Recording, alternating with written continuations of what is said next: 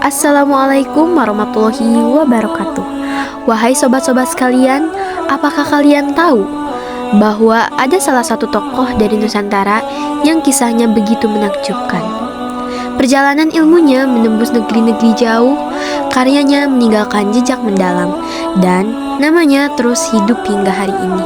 Subhanallah. Semakin kita mengenalnya, semakin terasa luasnya hikmah yang beliau tinggalkan. Siapa sebenarnya tokoh besar ini?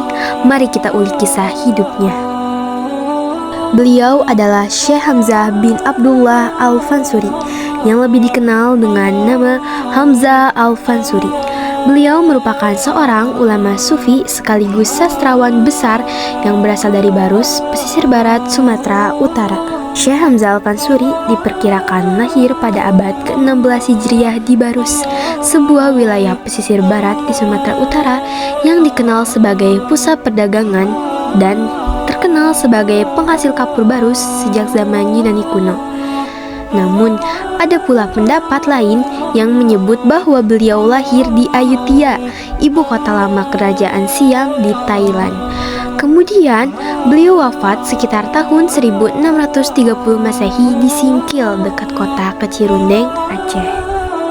Ayahnya bernama Syekh Ismail Aceh, seorang tokoh terhormat yang pernah menjadi gubernur di kota Sri Banoy, dan ibunya meninggal saat Hamzah Al-Fansuri masih kecil. Hingga kini, nama serta identitas ibunya tidak dijelaskan secara pasti dalam sumber-sumber sejarah. Semangat beliau dalam menuntut ilmu benar-benar luar biasa. Beliau mengembara ke banyak tempat seperti Kudus, Banten, Johor, India, Persia, Irak, Mekah, dan Madinah. Perjalanan panjang ini membuat beliau menguasai berbagai banyak bahasa, seperti Melayu, Arab, Parsi, dan Hindi. Salah satu murid utama Syekh Hamzah Al-Fansuri adalah Syamsuddin As-Sumatrani. Karena kedalaman ilmunya, beliau diberi gelar Syekh. Masyarakat juga mengenalnya sebagai Bapak Sastra Melayu. Bahkan, Atiu menyebutnya sebagai sang pemula puisi Indonesia.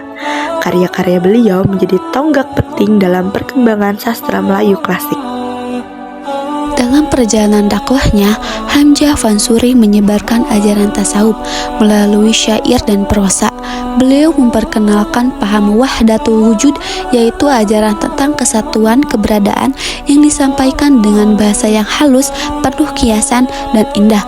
Dakwah beliau tersebar di luar Aceh, Barus, Singkil, dan daerah sekitarnya. Melalui karya prosa seperti Asyral al-Arifin, Asyrab al-Asyikin, Al-Muntahi, serta karya syair-syair terkenal seperti syair perahu, syair dagang, syair sidang fakir, dan syair si burung puyuh. Dan ajaran tasawufnya menekankan penyucian diri dan menghiasi hati dengan akhlak mulia, sebagaimana jalan mendekatkan diri kepada Allah. Meski begitu, perjalanan dakwahnya tidak selalu mulus.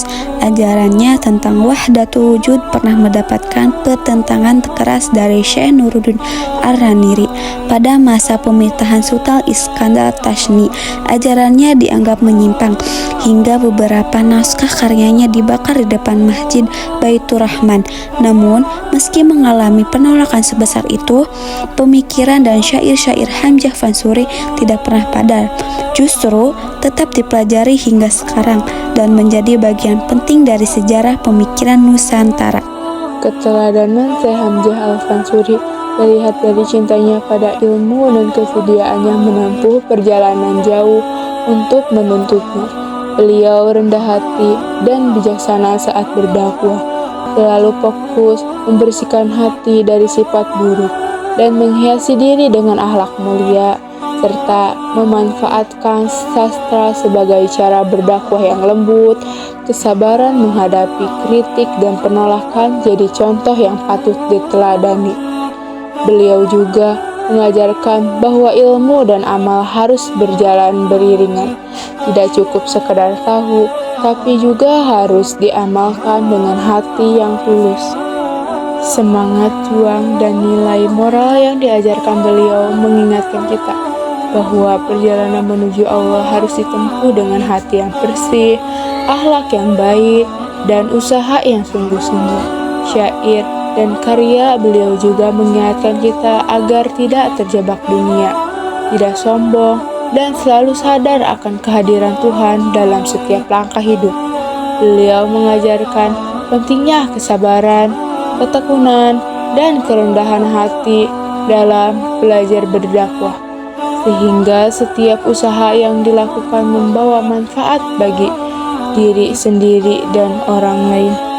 Melalui kisah hidupnya, kita belajar bahwa seorang ulama bukan hanya dikenang karena ilmunya, tapi karena ketulusan, keberanian berpikir, dan kontribusinya bagi umat.